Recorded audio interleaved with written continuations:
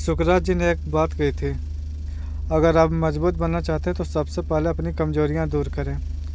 अगर आपकी एक बार कमजोरियां दूर हो गई तो आप अपने आप मजबूत बन जाएंगे और आप कुछ भी कर सकते हैं। उनके जीवन से संबंधित एक कहानी जो कि बहुत फेमस है, मैं आप लोगों को वही चीज़ सुनाना चाहता हूँ कि एक बार एक व्यक्ति महान फिलोसफर सुकरात जी से मिलने आया और बोला कि आपके सफलता का रहस्य क्या है।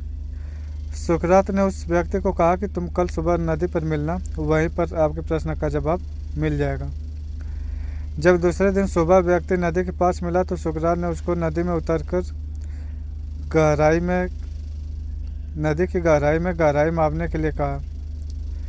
उस व्यक्ति ने नदी में उतरकर नदी की गहराई मापने की इच्छा जाहिर करते हुए आगे बढ़ा। वो जैसे जैसे आगे बढ़ रहा था वैसे वैसे उस नदी की गहराई बढ़ रही थी और उसके बावजूद और आगे जब बढ़ता है तो उस नदी की गहराई और बढ़ती है। ऐसे करते करते वह नदी के बीचों बीच पहुंच जाता है और वहाँ पे वो पानी जो है उसके नाक के पास आ जाता है। उसके ठीक पीछे पीछे सुकरात जी भी जाते हैं और सुकरात जी उस व्यक्ति को पकड़ करके नीचे डुबो देते हैं, अंदर पानी के अंदर डुबो देते हैं। जैसे वो पानी के अंदर डुबोते हैं उससे वो छटपटाने लगता है।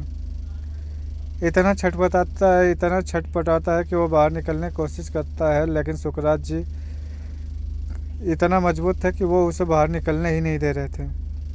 जब वो बाहर नहीं निकल पा रहा था तो फिर और हाथ पैर मारता है, अंततः वह बाहर निकल आता है। सुकरात जी बोलता है कि क्या तुम्हारे प्रश्न का जवाब तुम्हें मिल गया? क्या जब तुम पानी के अंदर थे तो तुम्हारी इच्छा क्या हो रही थी? तो व्यक्ति ने कहा कि मैं जल्दी से बाहर निकलना चाहता था, सांस लेना चाहता था।